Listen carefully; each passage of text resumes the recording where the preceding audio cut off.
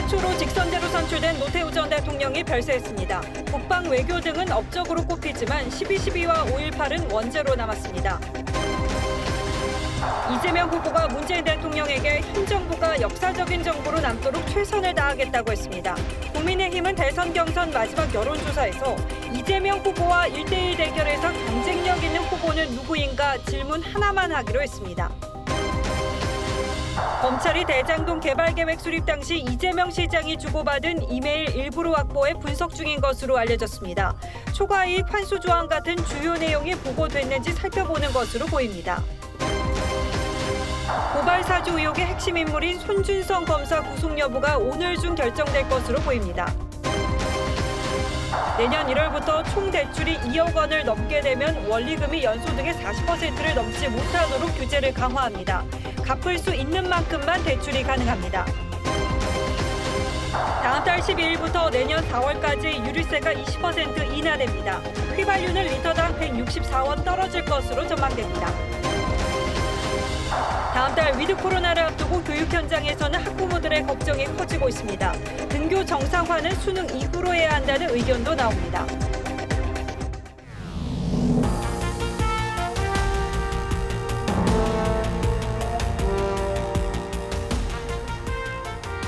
시청자 여러분 안녕하십니까? 뉴스9의 신동욱입니다. 노태우 전 대통령이 오늘 향년 89세로 별세했습니다. 20년 가까이 여러 질병으로 입원과 칩거 생활을 해오다 서울대병원에서 생을 마감했습니다. 잘 아시다시피 노 전 대통령은 전두환 전 대통령과 함께 군사 쿠데타로 권력을 잡았고 1987년 6.29 선언으로 직선 대통령의 자리에 올랐습니다. 그러나 그의 행적은 아직도 한국 현대사의 깊은 상처로 남아있고 마침 오늘은 그가 경호실 차장으로 모셨던 박정희 전 대통령이 서거한 10월 26일이기도 합니다. 황정민 기자가 먼저 보도하겠습니다. 오늘 오후 1시 46분, 노태우 전 대통령이 서울대병원에서 숨을 거뒀습니다. 응급실에 실려온 지 1시간 만이었습니다. 저산소증, 저혈압을 보여 응급실에 방문하여 치료하였으나 상태가 악화되어 오후 1시 46분에 사고가 향년 89세로 직접적인 사인은 장기간 와병에 따른 숙환으로 추정된다고 병원 측은 밝혔습니다. 2002년 6월 전립선암 수술을 받은 고인은 2003년 2월 노무현 전 대통령 취임식을 마지막으로 공식 석상에 나오지 않았습니다. 노 전 대통령은 1932년 경북 달성에서 태어나 경북고를 졸업하고 육사 11기로 입학해 전두환 전 대통령을 동기생으로 만났습니다. 1956년 육군 제5보병사단 소대장으로 발령받아 당시 5사단장이던 박정희 전 대통령과 인연을 맺었고 5.16 때는 군사혁명 지지 행진에 참가했습니다. 1978년 육군 소장으로 진급 후 대통령 경호실 작전 차장부로 발탁돼 박 전 대통령을 근접 경호하기도 했습니다. 공교롭게도 42년 전 박 전 대통령이 12.6 사건으로 서거한 날 노 전 대통령도 삶을 마감했습니다. 고인의 빈소는 내일 서울대병원 장례식장 사무실에 마련됩니다. TV조선 황정민입니다. 노 전 대통령의 유언도 조금 전 공개됐습니다. 노 전 대통령은 본인의 과요에 대해 깊은 용서를 바라며 장례식은 검소하게 치러달라고 했습니다. 그리고 자신의 세대에서 이루지 못한 평화 통일을 다음 세대가 꼭 이뤄달라는 유언을 남겼습니다. 서울대병원에 나가 있는 취재기자 연결하겠습니다. 이채림 기자. 네, 서울대병원 장례식장에 나와 있습니다. 노 전 대통령이 남긴 유언 내용 자세히 좀 전해주시죠. 네, 유족 측은 조금 전에 노 전 대통령이 생전에 최대한 장례를 검소하게 치르길 바랬다면서 유언 내용을 공개했습니다. 노 전 대통령은 국가를 위해 봉사할 수 있어 감사하고 영광스러웠다면서 부족한 점과 과오에 대해 깊은 용서를 바란다고 했습니다. 고인은 또 자신의 세대에서 이루지 못한 평화 통일을 다음 세대가 꼭 이뤄달라는 유언을 남겼습니다. 노 전 대통령의 빈소는 내일 오전 10시에 차려지고 조문도 그때부터 가능할 전망입니다. 노 전 대통령의 장남 재헌 씨가 해외에서 귀국하고 있고 오늘은 장례식장 상황도 여의치 않기 때문입니다. 민주당 송영길 대표는 오늘 오후 노소영 관장에게 전화해 조의를 표했고 국민의힘은 논평을 통해 고인의 공과를 모두 거론하며 불행한 역사가 되풀이되지 않도록 하겠다고 했습니다. 노 전 대통령의 국가장과 현충원 안장 여부는 아직 결정되지 않았습니다만 오늘 국감에 나온 유영민 청와대 비서실장은 노 전 대통령이 사면 복권됐기 때문에 국가장 대상은 맞다고 했습니다. 하지만 광주에 지역구를 둔 민주당 의원들은 광주 민주화운동 무력 진압을 거론하며 전직 대통령이란 이유만으로 국장의 예우를 받고 국립묘지에 안치돼선 안 된다고 주장했습니다. 지금까지 서울대병원 장례식장에서 TV조선 이채리입니다. 노 전 대통령은 지난 1987년 민주화 시위 위에 물결이 거세지자 6.29 선언으로 전국을 돌파한 뒤에 직선제 대통령이 되었습니다. 무엇보다 보통 사람의 시대를 기치로 재임 중에는 북방 외교를 성공시켰고 토지 공개념 도입과 범죄와의 전쟁도 성과로 꼽힙니다. 하지만 전두환 전 대통령과 함께 12.12 군사 반란을 일으키고 5.18 광주 민주화 운동 유혈 진압을 주도했다는 점은 그 자신은 물론 대한민국의 역사에 큰 멍해로 남았습니다. 노 전 대통령의 영역의 삶을 황병준 기자가 돌아봤습니다. 1987년 집권당인 민정당 대표 시절 분출하는 민주화 요구를 수용해 6.29 선언을 했던 노태우 전 대통령. 삼김과 맞붙은 13대 대선에서 보통 사람을 기치로 15년 만에 직선제 대통령으로 당선됐습니다. 이 새 정부는 바로 국민이 주인이 된 국민의 정부임을 선언합니다. 재임 중 북방 외교로 소련과 중국 등 45개국과 수교했고 한반도 비핵화 공동선언, 남북한 UN 동시가입 등을 이뤄냈습니다. 토지 공개념 도입, 주택 200만 호 건설, 인천공항, KTX 건설 사업을 했고 범죄와의 전쟁을 선포하기도 했습니다. 국민 모두가 안심하고 생활할 수 있는 수준에 이르기까지 범죄와의 전쟁은 지속될 것입니다. 1990년 김영삼, 김종필과 손잡은 3당 합당으로 지역구도를 심화했다는 비판도 받았습니다. 무엇보다 육사 동기생인 전두환 전 대통령과 함께했던 12.12 군사 반란과 5.18 민주화운동 유혈 진압의 책임은 원죄로 남았습니다. 결국 퇴임 후에 전 대통령과 나란히 법정에 섰다가 징역 17년을 선고받으면서 전직 대통령으로서의 예우가 박탈됐고 김대중 정부 출범 직전 사면 복권됐습니다. TV조선 황병준입니다. 그리고 고인은 재임 시절 4천억 원이 넘는 비자금을 조성한 혐의로 2,600억 원 넘는 추징금까지 선고받았는데 16년 만인 지난 2014년에 전액을 완납하면서 전두환 전 대통령과는 다른 행보를 보였습니다. 그리고 장남인 노재헌 씨는 거동이 불편한 아버지 대신 매년 광주를 찾아서 사과를 이어가고 있습니다. 이어서 권은영 기자가 보도합니다. 1995년 노태우 전 대통령의 비자금 사건은 국민적 분노를 일으켰습니다. 그 일로 선고받은 추징금 2,628억 원은 2013년 완납했습니다.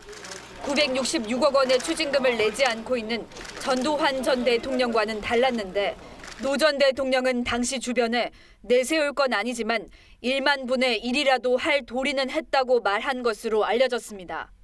장남인 노재헌 변호사는 2년 전부터 매년 수차례씩 광주 민주화 묘역을 찾아 아버지 대신 무릎을 꿇고 사과하고 있습니다.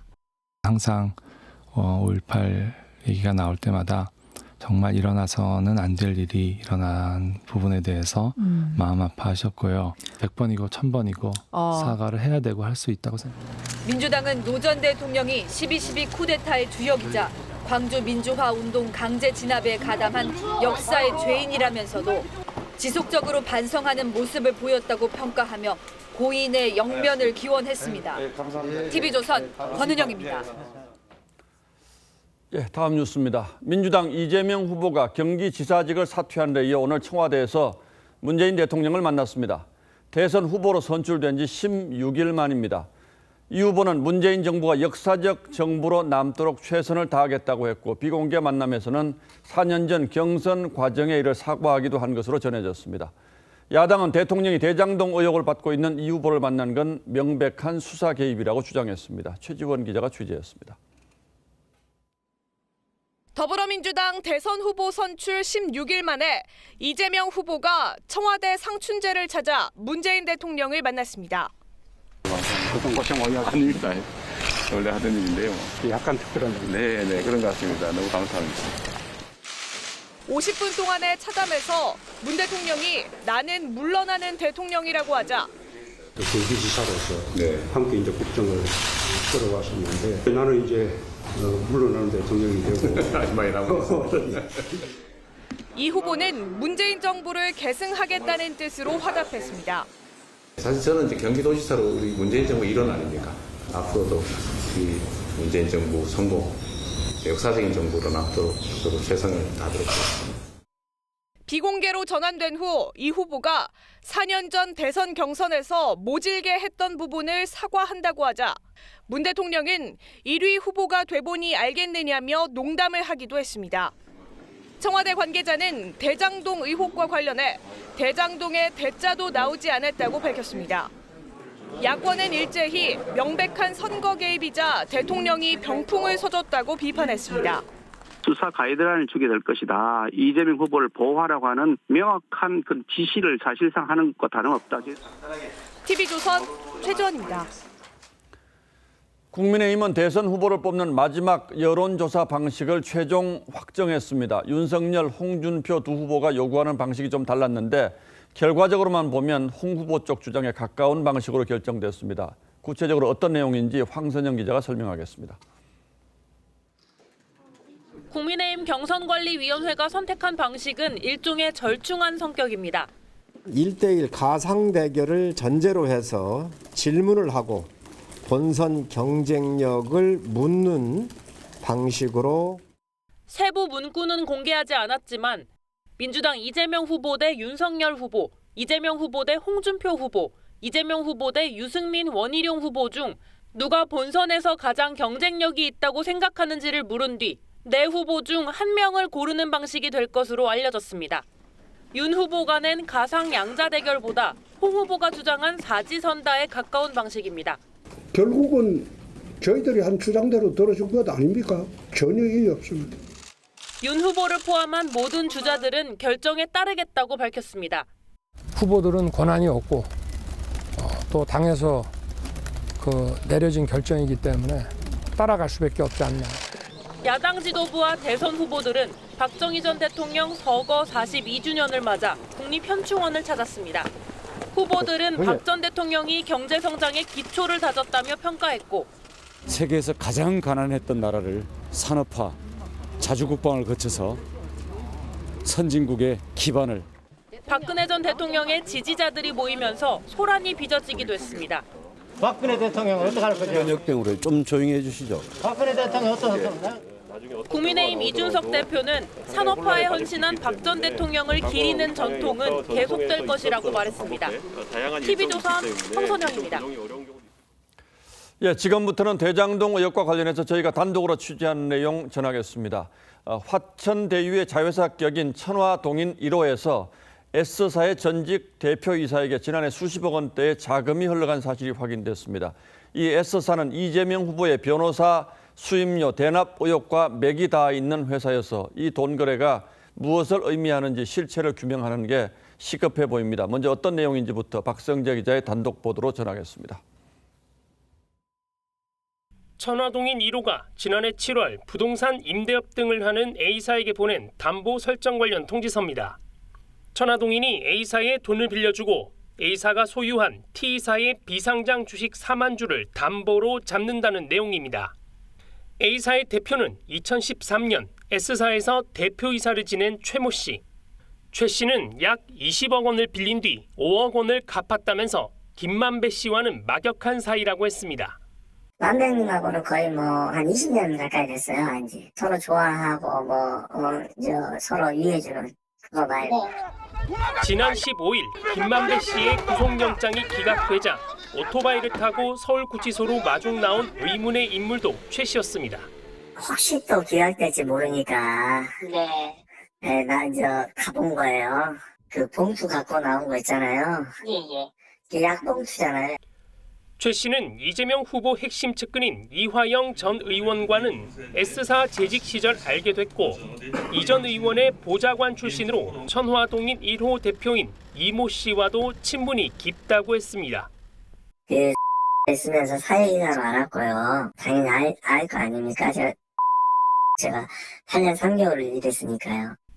최 씨는 다만 천화동인과의 금전 거래에 대해 S사나 변호사비 대납 의혹과는 무관하다고 했고 S사 측은 중국 사업 등에 대한 책임을 지고 떠난 뒤 S사와는 관계가 없는 사람이라고 했습니다.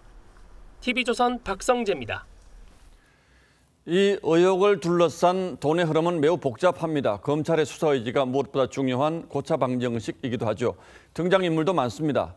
야권은 이 가운데 이 S사의 전환 사채를 둘러싼 자금 흐름이 이재명 후보의 변호사비 대납 의혹과 관련이 있을 가능성을 예의주시하고 있습니다.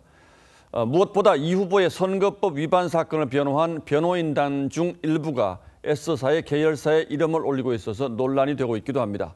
그래서 최 씨가 천화동인 1호로부터 빌렸다는 그 20억 원이 이런 자금 흐름 속에서 어떤 의미가 있는지 검찰이 지금부터라도 추적해야 한다는 지적이 많습니다. 이어서 김도형 기자가 보도합니다. 친문 성향으로 분류되는 한 시민단체는 지난 7일 이재명 후보를 허위사실 공표 혐의로 검찰에 고발했습니다. 이 후보가 선거법 위반 혐의 재판을 받을 당시 변호를 맡았던 A 변호사에게 현금 3억 원과 주식 20억 원 상당이 지급됐다며 전체 수임료가 3억 원이란 취지의 과거 해명은 허위라는 주장입니다. 재판을 수없이 치르고도 재산이 증가한, 적어도 재산이 줄지 않는. 야당은 S사가 발행한 100억 원 규모의 전환 사채가 김모 전 S사 회장의 투자 회사를 거쳐 A 변호사 등에게 흘러들어간 게 아닌지 의심하고 있습니다. 네, 변호사비로 준 주식 20억은 한 회사의 시비다. 그래가지고서 이제 이 회사의 시비가 도대체 어디 있으며 어떤 회사냐 봤더니 입니다. 네. 화천대유 실소유주인 김만배 씨와 분양업자 이모 씨, 건설업자 남모 씨가 등장하는 100억 원대의 복잡한 금전거래 흐름에도 김모 전 S사 회장과 투자회사가 등장합니다. 또 S사 계열사들은 이재명 후보를 변호한 A 변호사와 부인 김혜경 씨를 변호한 B 변호사를 사회이사로 선임하기도 했습니다. 이에 대해 S사는 성장을 위해 다양한 전문가들을 영입한 것이라며 변호사비 대납설은 명백한 허위 사실이라고 했습니다. TV조선 김도영입니다. 이른바 고발 사주 의혹의 핵심 인물로 지목된 손준성 검사의 구속 여부가 이르면 오늘 밤 결정됩니다. 손 검사는 지난해 총선을 앞두고 여권 인사들에 대한 고발을 사주했다는 의혹을 받고 있는데 현장 취재기자 연결하겠습니다. 이채연 기자. 네, 서울중앙지방법원입니다. 자, 법원의 판단이 길어지는 걸 보면 쟁점이 많은 모양이죠? 네, 맞습니다. 손준성 검사에 대한 구속영장 실질심사는 오늘 오전 10시 반부터 2시간 반여 동안 진행됐는데요. 손 검사는 현재 서울구치소에서 심사 결과를 기다리고 있습니다. 손 검사는 법원에 나오면서 영장 청구가 부당하다고 주장했습니다. 고발 사주 관여 혐의 인정하시나요? 영장 청구의 부당함에 대해서 판사님께 상세히 설명드리겠습니다. 이상입니다. 손 검사의 혐의는 직권남용과 공무상 비밀누설, 공직선거법 위반 등입니다. 공수처에서는 여운국 공수처 차장이 직접 영장 실질심사에 나왔는데요. 공수처 출범 후 첫 구속영장 청구라는 점에서 각별히 신경을 쓰는 모양새입니다. 자, 그런데 공수처가 손 검사에 대한 조사하는 분 없이 바로 구속영장을 청구한 걸 두고는 뒷말이 많지 않습니까? 네, 그렇습니다. 공수처는 손 검사에 대한 체포영장을 한번 청구를 했다가 기각된 뒤 발부 조건이 더 까다로운 구속영장을 곧바로 청구했습니다. 이를 두고는 평가가 엇갈리고 있습니다.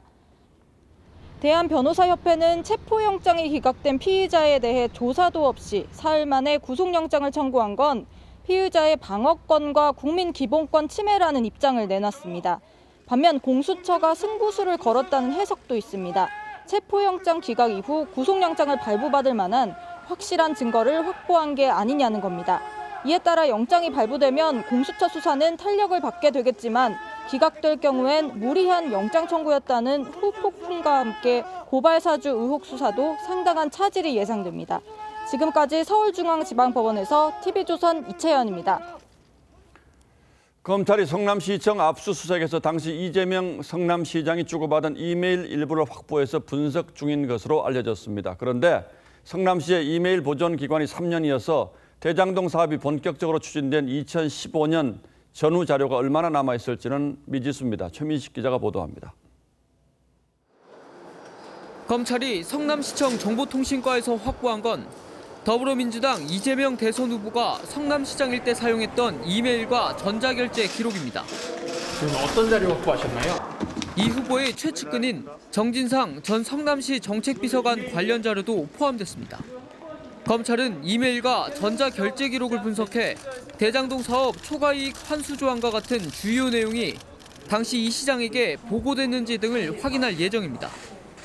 하지만 성남시의 이메일 기록 보존 기간이 3년이라는 점이 걸림돌입니다. 대장동 사업이 본격 추진된 2015년 전후의 기록이 중요한데 이미 6년 가까이 지났습니다. 3년 전 은수미 성남시장이 새로 취임하면서 전자결제 기록도 상당 부분 삭제됐을 가능성이 큽니다. 검찰은 확보한 이메일과 서버에 대한 디지털 포렌식 작업도 진행 중입니다. 검찰은 곽상도 의원의 아들이 화천대유에서 퇴직금 명목으로 받은 50억 원을 쓰지 못하도록 동결했습니다. 검찰은 이 돈이 곽 의원에게 전달된 뇌물로 보고 있는데 곽 의원 아들은 검찰 조사에서 자신이 당한 산재위로금이라고 반박한 것으로 알려졌습니다. TV조선 최민식입니다.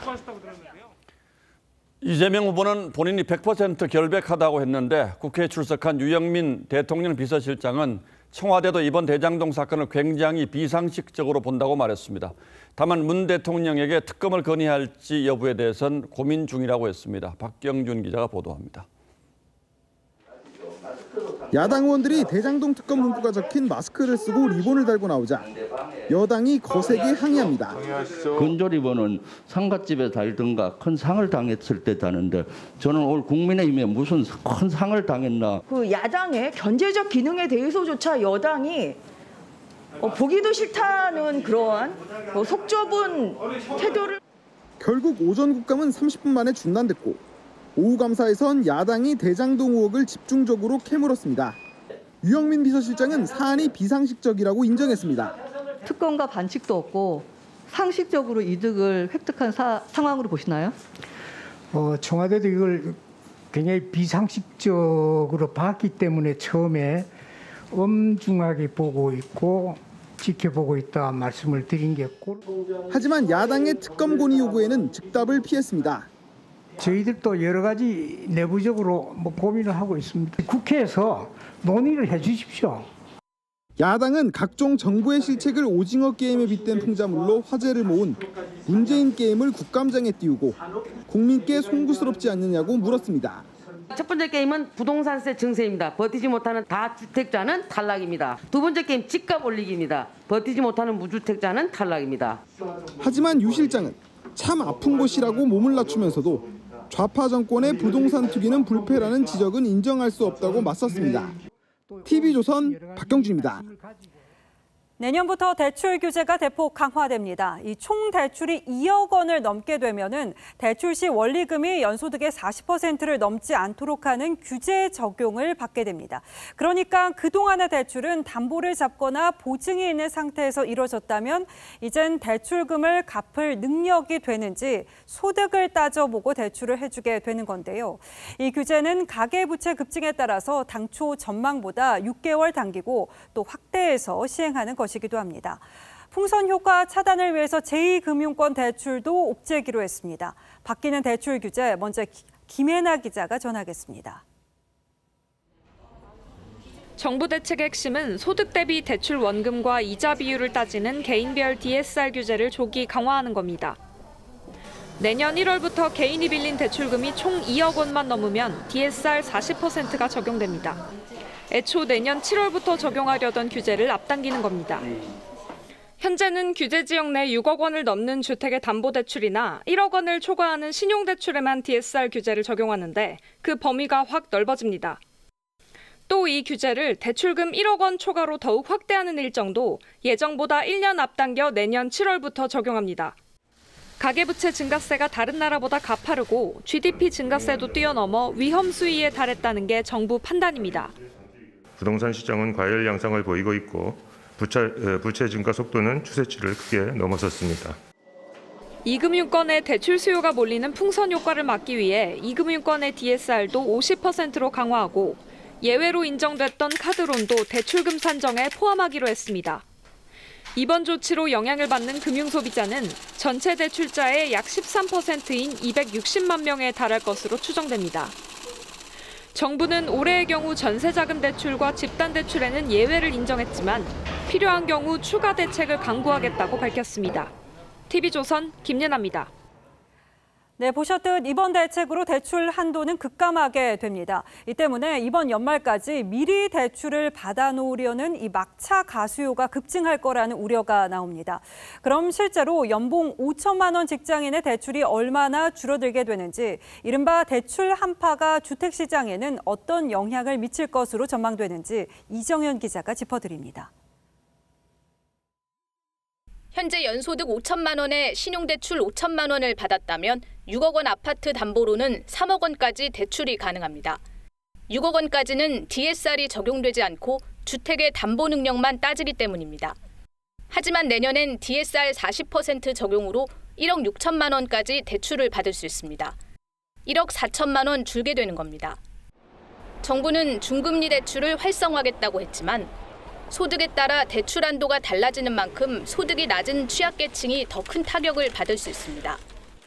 온라인 커뮤니티에선 벌써부터 미리 대출을 받아야 하느냐는 실수요자 문의글이 빗발치고 있습니다.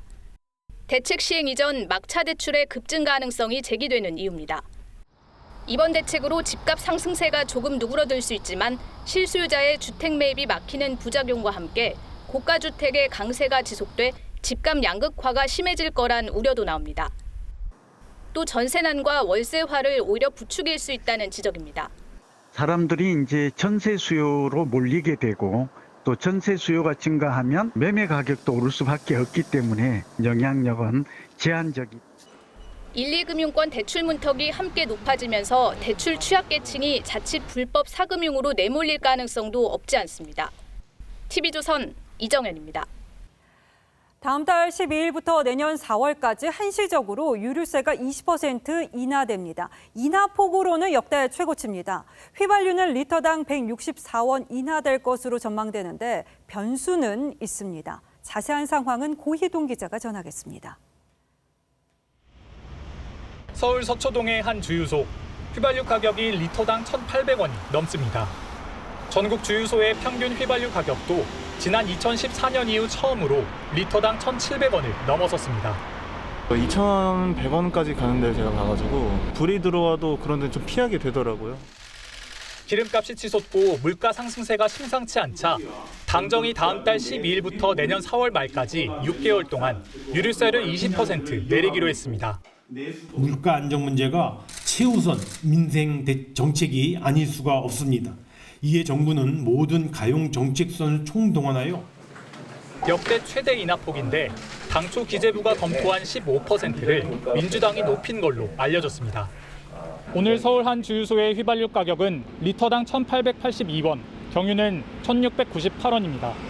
휘발유 가격은 리터당 164원, 경유는 116원 떨어지게 됩니다. 예년의 경우 유류세 인하가 주유소 기름값에 100% 반영되기까지는 2주일 정도가 더 걸렸습니다. 유류세가 인하돼도 국제유가 상승세가 이어지면 기름값 인하폭은 줄어들게 되고 세수는 세수대로 약 2조 5천억 원 감소할 것으로 추산됩니다. TV조선 고희동입니다. 다음 달 위드 코로나를 앞두고 교육부는 전면 등교 시점에 대한 고심을 거듭하고 있습니다. 이 학부모들은 아이들에 대한 백신 접종은 이제 갓 시작된 것이다 보니까 학교를 보내도 걱정, 안 보내도 걱정이라는 의견인데 그럼 등교 정상화는 언제쯤이 적절하다고 보는지 서영일 기자가 들어봤습니다. 다음 달부터 본격적인 등교를 앞둔 전국의 유치원과 초중고교생은 593만여 명에 이릅니다. 지난 18일부터 시작된 12세에서 17세의 백신 접종 완료율은 현재까지 0.6%. 반면 벌써부터 등교를 하는 학생 비율은 약 80%나 됩니다. 하지만 감염이 우려된다고 자녀를 학교에 안 보낼 수도 없습니다. 친구들과도 많이 이제 접촉을 못했고 선생님이랑도 이제 수업을 많이 못하는 거에 있어서 좀 학력적인 부분에 있어서 좀 걱정이. 그렇다고 감염 우려가 완전히 사라지는 것도 아닙니다. 아직 아이들은 어려서 백신을 못 맞았고 아이들도 안 걸린다는 보장은 없으니까 게다가 밀폐된 교실에선 확진자 1명만 나와도 집단 감염으로 번질 가능성이 높습니다. 한 명이 딱 걸리면 그 반은 무조건 다 검사하거든요. 그렇죠. 그리고 그 다음 날까지도 못 나와요, 이틀을. 일부 학부모들 사이에선 학교 등교 정상화는 수능 시험을 치르는 다음 달 18일 이후로 연기해야 한다는 의견도 나옵니다. 교육부는 오늘 29일 등교 확대 방안 등을 최종 확정해 발표합니다. TV조선 서영일입니다. 정부가 내일부터 시작되는 코로나로 인한 손실보상금 지원 규모를 확정했습니다. 이 소상공인 등 80만 곳에 2조 4천억 원을 지급하는데요. 숫자를 들어서는 감이 잘 안 오시죠? 여행업과 숙박업 등이 손실보상 대상에서 빠져 반발이 일고 있습니다. 장혁수 기자입니다. 오늘 확정된 정부 손실보상금 총액은 2조 4천억 원. 2021년 3분기 소상공인 손실보상이 전체 규모는 80만 개사 2조 4천억 원으로 잠정 추계되었습니다. 이번 보상안으로 20만 3천 개 업체가 100만 원에서 500만 원을 지급받습니다. 500만 원 이상을 받는 곳도 9만여 업체에 달합니다. 하지만 여행, 숙박업종 등 집합금지나 영업시간 제한에 포함되지 않았다는 이유로 손실보상 대상에서 제외된 업종 종사자들은 거세게 항의했습니다. 정부의 코로나 대외 정책 등을 착실히 이행하며 그 결과에 대해서 순응해 왔습니다. 하지만 그 결과가 저희를 낭떠러지로 밀고 있습니다. 정부는 제외업종의 초저금리 대출을 검토하고 있다지만 큰 도움이 안 되며 현금 지원이 절실하다고 호소합니다. 준 거라고는 그거밖에 없어요. 대출. 사업이 되고 영업이 됐을 때 이거 우리가 갚아나갈 수 있는 거지. 여행업의 경우 지난해 매출이 1조 9천억 원으로 전년보다 84% 급감했습니다. 앞서 문재인 대통령도 제외업종에 대해서도 어려움을 나눠야 한다며 예산 증액을 요청한 바 있습니다. 일상 회복을 목전에 두고도 일부 소상공인들은 여전히 벼랑 끝을 벗어나지 못하고 있습니다. TV조선 장혁수입니다. 이 백신 패스가 도입되는 다음 달부터는 헬스장이나 목욕탕 같은 다중시설에 들어갈 때 접종 증명서나 음성 확인서를 보여줘야 합니다. 그런데 이런저런 이유로 백신을 맞지 못한 사람들이 혹시 불이익을 받는 건 아닌지 우려하는 목소리도 나오고 있죠. 오늘 포커스는 미접종자의 혼란과 우려에 맞춰보겠습니다. 2달 전 아이를 낳은 조은정 씨. 코로나 백신을 맞을까 고민했지만 아이에게 영향이 갈 수도 있다는 생각에 접종을 미뤘습니다. 임신 중이라서 혹시나 아기한테 영향 갈까 봐 안 맞았었고 출산하고 나서는 또 모유 수유 중이어서 30대 직장인 이연우 씨는 백신 부작용을 심하게 겪은 동료를 보고 접종을 망설이게 됐죠. 목소리가 한 이틀 3일 가까이 살을 맞고도 또 목소리가 안 나오는 그런 또 부작용이 생겨서 백신 접종을 하지 않은 1,100만 명 가운데 아동과 청소년을 제외한 성인은 500만 명.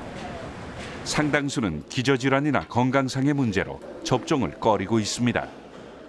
1차 접종 후 심각한 부작용을 겪고 2차 접종을 포기한 사람도 많죠. 하지만 당장 다음 달부터 백신 패스가 도입되면 집 앞 헬스장만 가려고 해도 접종 증명서나 음성 확인서가 있어야 합니다. 음성 확인서는 효력이 48시간뿐이어서 이틀에 한 번씩 검사를 받아야 하지요. 처음부터 백신 접종자, 미접종자에 대해서 차별을 두지 않는다고 했는데 생활하는 불편이 많이 있을 것 같고. 정부는 접종을 마치지 않은 사람들이 불이익을 받지 않도록 백신 패스 의무화를 최소화한다는 방침입니다. PCR 검사도 당분간 무료로 받을 수 있도록 하는 방안을 검토 중이죠. 건강상의 이유로 백신을 못 맞는 사람들도 있어서 차별이나 소외 문제를 발생시키지 않고 다양한 국민들을 포용할 수 있는 400여일 만에 되찾는 일상생활. 한 사람이라도 소외된 사람이 생기지 않도록 포용하는 정책이 필요해 보입니다. 뉴스나인 포커스였습니다. 프로포폴 불법 투약 혐의를 받는 이재용 삼성전자 부회장이 1심에서 벌금 7천만 원을 선고받았습니다. 재판부는 죄질이 가볍지 않다면서 자녀들에게 부끄럽지 않은 모습을 보이라고 했습니다. 장윤정 기자입니다. 이재용 삼성전자 부회장이 경직된 표정으로 법원에 들어섭니다. 혐의 부인하시다가 지난 재판부터 인정하셨는데 설명 좀 부탁드립니다. 법원은 프로포폴 불법 투약 혐의를 받는 이 부회장에 벌금 7천만 원과 추징금 1,702만 원을 선고했습니다. 검찰이 구형한 것과 같은 형량입니다. 이 부회장은 2015년부터 5년간 강남의 한 성형외과에서 41차례에 걸쳐 향정신성 의약품 프로포폴을 불법 투약한 혐의를 받습니다. 1심 재판부는 상습 투약 횟수와 투약량이 상당하고 죄질이 가볍지 않다고 지적했습니다. 그러면서 프로포폴에서 벗어나 자녀들에게 모범되는 모습을 보여주라고 당부했습니다. 이 부회장 측은 프로포폴 투약은 치료 목적이었고 불법은 없었다고 주장했지만 상습 투약은 인정했습니다. 이 부회장 측은 항소 여부는 즉각 밝히지 않았습니다. 검찰은 앞서 이 부회장을 벌금 5천만 원에 약식 기소했는데 수사 도중 추가 투약 사실이 확인되면서 정식 재판이 진행됐습니다. TV조선 장윤정입니다. 예, 다음 뉴스입니다. 정부는 우리 경제가 코로나 장기화 속에서도 빠른 회복세를 보이고 있다며 올해 4%대의 경제 성장을 자신했습니다. 하지만 3분기 경제 성장률이 0.3%에 그치면서 목표 달성에 빨간불이 켜졌습니다. 비정규직도 최초로 800만 명을 넘어서며 현 정부가 자신했던 고용의 질도 갈수록 나빠지고 있는 것으로 드러났습니다.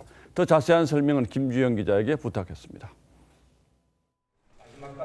문재인 대통령은 어제 우리 경제의 빠른 회복세를 평가했습니다. 주요 선진국 중 코로나 위기 이전 수준을 가장 빨리 회복했고 지난해와 올해 2년간 평균 성장률이 가장 높을 전망입니다. 하지만 오늘 발표된 3분기 경제 성장률은 0.3%에 그치며 정부의 올해 목표치인 4% 성장에 비상이 걸렸습니다. 민간 소비가 살아나지 않고 공급망 병목 현상이 계속되면서 성장폭이 크게 낮아졌습니다. 코로나19 재확산으로 민간 소비가 좀 감소하고 차량용 반도체 공급 차질, 그다음 건설 자재 수급 불균형 등 글로벌 공급망 쪽에서 병목 현상이 발생. 정부가 코로나 이전 수준으로 회복했다던 고용도 단기 일자리와 비정규직 위주의 성과에 그쳤습니다. 특히 비정규직은 올해 64만 명 늘어 사상 처음으로 800만 명을 넘어섰습니다. 경기가 회복하는데 주춤하고 있기 때문에 불확실성이 약간 있는 상황에서 비정규직을 먼저 고용하는 그런 현상이 나타납니다. 정부는 11월에 위드 코로나 전환으로 내수 회복을 기대하고 있지만 글로벌 공급 차질과 인플레 우려 등 넘어야 할 산이 많습니다. TV조선 김주영입니다. KT가 어제 발생한 대규모 인터넷 접속 장애 사고에 대해 공식 사과했습니다. 구현모 대표는 공식 사과와 함께 조속한 보상안 마련도 약속했습니다만 구체적인 사고 경위에 대해서는 설명이 미흡해 소비자들에게 불안감을 남겼습니다. 이상배 기자가 보도합니다.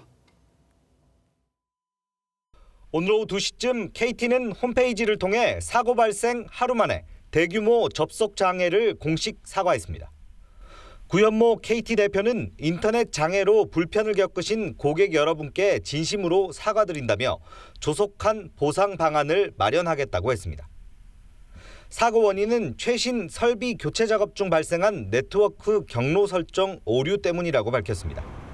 KT의 추가 설명에도 해당 작업이 왜 이용자들이 많은 오전 시간대에 이뤄진 건지, 구체적 사고 경위와 원인 분석 등에 대한 설명은 없어 의문은 해소되지 못하고 있습니다. 주중에 그것도 이용자가 제일 많은 낮 시간대에 했냐는 거거든요. 어떤 관리 시스템에 대한 업무 매뉴얼이 제대로 안 된 것 아닌가. 임혜숙 과기부 장관은 오늘 과천 KT 네트워크 관제센터를 방문해 인터넷 장애의 원인 조사 진행 상황을 점검하고 KT의 대책 마련을 촉구했습니다. TV조선 이상매입니다. 예, 어제 일어난 KT 통신망 장애는 우리가 얼마나 통신에 의존하며 살고 있는지, 그리고 동시에 얼마나 불안한 상태에 놓여 있는지를 여실히 보여줬습니다. 음식 주문은 물론이고 결제, 정권, 금융거래 등 우리 생활 거의 전 분야에서 큰 차질이 빚어졌습니다. 그렇다면 이 피해들은 보상받을 길이 있는지 따져보겠습니다.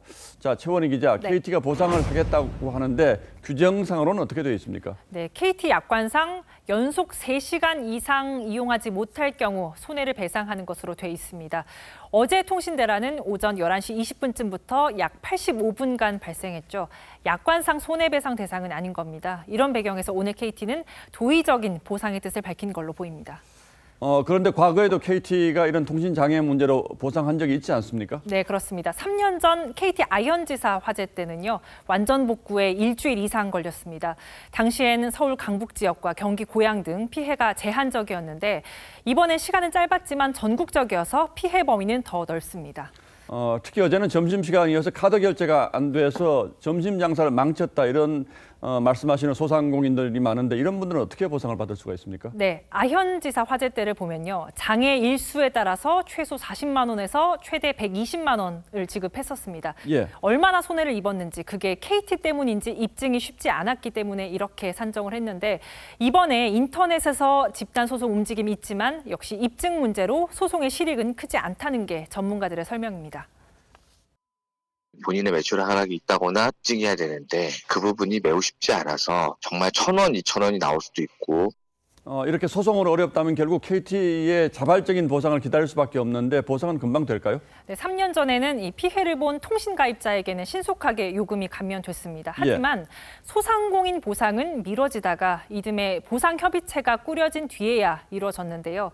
이번에도 요금 감면 등은 빠르게 이뤄질 것으로 보이지만 이 소상공인 보상은 그 방식을 놓고 진통이 좀 예상이 됩니다. 그런데 한 가지 더 따져볼 게 3시간 이상 지속적으로 통신 장애가 있을 때만 배상해 준다는 이 약관은 시대와 맞지 않는 것 같기도 합니다만. 네, 그렇습니다. 통신 3사 모두 그 기준을 유지하고 있는데요. 코로나로 더 가속화된 초연결 사회에서 약관 개정 목소리가 나오고 있습니다.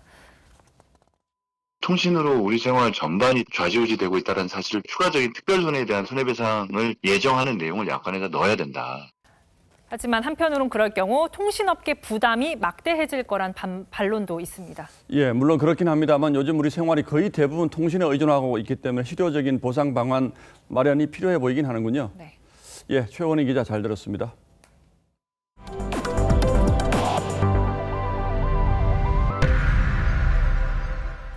신기술과 비대면 문화 확산으로 금융산업 전반에 디지털 빅뱅이 몰아치는가 하면 전통 금융사와 핀테크사의 생존 경쟁도 치열해지고 있는데요. 다양한 해안이 TV조선 글로벌 파이낸셜 포럼에서 제시됐습니다. 김지아 기자입니다. 관계와 학계의 전문가들은 금융시장의 지각 변동이 새로운 위협이자 기회가 될 수 있다고 입을 모았습니다. 지금부터 변화가 시작이 되고 있다라고 보시면 되고요. 새로운 위협과 새로운 기회에 직면하고 있다. 이것을 우리가 어떻게 헤쳐나가느냐에 따라서 특히 대형 정보 기술을 보유한 빅테크 기업들이 금융업으로 속속 진출하면서 전통 금융사들은 생존 경쟁을 벌이고 있습니다. 핀테크 기술의 등장으로 소비자 편익이 증대를 하고 금융산업 내 경쟁 구도도 재편이 되고 있습니다.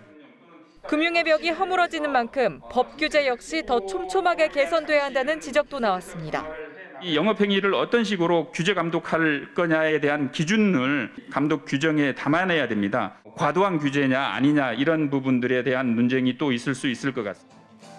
포스트 코로나 시대에 맞춰 빠르게 변화하고 있는 국내 금융산업. 최고 전문가들의 다양한 견해는 TV조선 유튜브 채널에서 더 자세히 볼 수 있습니다. TV조선 김자입니다. 프로야구 타격 부문 선두를 달리는 키움 이정후의 기세가 매섭습니다. 사이클링 히트까지 기록했습니다. 아버지 이종범에 이어서 세계 최초 부자 타격왕 타이틀을 노리고 있습니다. 장동욱 기자입니다. 첫 타석, 우익수 앞 안타로 예열을 마친 이정후. 오른쪽 담장을 훌쩍 넘기는 큼지막한 솔로 홈런으로 본격적으로 포문을 열더니 다음 타석에선 왼쪽 담장을 때리는 3타점 2루타. 곧이어 펜스에 맞는 대형 3루타까지. 프로 생활 처음으로 단타부터 홈런까지 모두 기록하는 사이클링 히트로 4안타 6타점 활약. 타격 2위 강백호와의 격차를 더욱 벌렸습니다. 한 타석 한 타석 더 집중하려고 하다 보니까 좀 좋은 기록이 나온 것 같습니다. 기회는 언제 또 올지 모르기 때문에 3안타 경기에도 만족하지 못할 만큼 타격왕 타이틀을 향한 이정후의 승부욕은 뜨겁습니다. 옆구리 부상으로 후반기 출발부터 상당수 경기를 결장했지만 복귀 후 9월 타율 1위에 오르며 곧바로 슬럼프에서 벗어났습니다. 아버지 이종범의 존재도 이정후를 채찍질하고 있습니다. 이대로면 아버지와 함께 세계 최초의 부자 타격왕 반열에 오르게 되는데 일본은 물론이고 145년 역사의 미국 메이저리그에도 전례 없는 대기록입니다. 2023 시즌 이후에는 포스팅 자격을 통한 빅리그 진출 가능성도 높습니다. 바람의 아들을 이은 바람의 손자 이정후의 배트 끝이 전대미문 대기록을 겨냥하고 있습니다. TV조선 장동우입니다.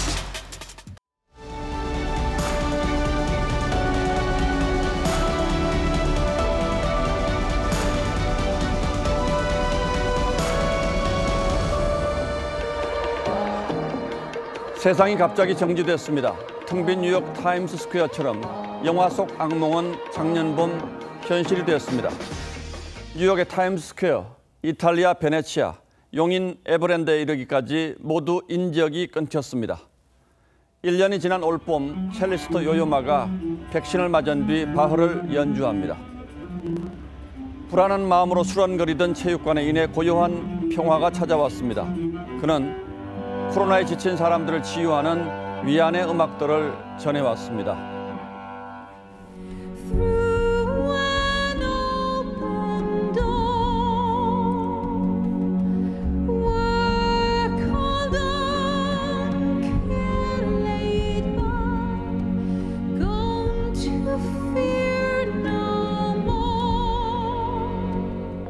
지난 2년 우리네 일상은 악몽에서 깨어나나 싶으면 또 악몽이 뒤따라오는 가위 눌림의 연속이었습니다. 하지만 들어선 길이 있으면 나가는 길도 있듯 모든 일에는 끝이 있는 법이죠. 일상으로 돌아가고 싶습니다. 지난해 이렇게 쑥스러웠던 정은경 질병관리청장의 목소리에도 이제 한결 힘이 실렸습니다. 일상 회복을 시작할 수 있는 발판을 마련하게 되었습니다. 첫 확진자가 나온 지 651일 만인 다음 주부터 그 잃어버렸던 일상이 되살아나기 시작합니다. 영업 제한을 시작한 지 428일 만에 코로나 통금이 비로소 풀리는 겁니다. 나와 가족의 생존을 향한 길고도 모진 가시밭길이 제발 이걸로 끝나길 바랍니다. 사람이 사람을 꺼리고 지하철 손잡이가 겁나고 저녁에 귀가하면 한숨 돌리던 나날들이 스쳐 지나갑니다. 누릴 땐 그저 사소하고 당연한 것으로만 알았던 일상이 얼마나 소중하고 고마운 것인지 깨닫게 해준 역설적인 시간들이었습니다. 온갖 난관과 곡절을 천신만고 뚫고 넘어 여기까지 이끈 힘은 단연코 놀라운 시민정신과 의료진의 헌신이었을 겁니다. 정부가 늑장을 부리는 사이에 백신 공백을 말없이 견뎌내고 내로라 하는 국가들을 앞질러 접종 완료율을 역전시킨 현명한 국민이 있었습니다. 어느 외국 기자가 대구 현장을 취재하며 터뜨렸던 경탄처럼 말이죠.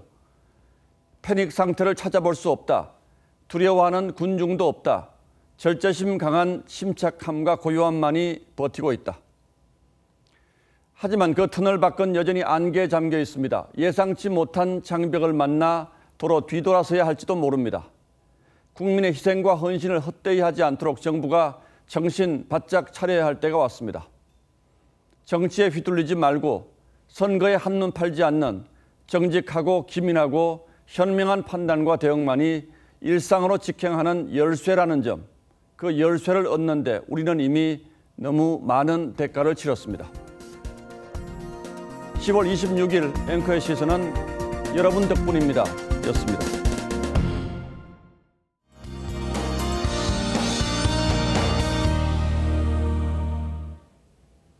오늘은 미세먼지와 안개 때문에 날이 아주 화창하진 않았습니다.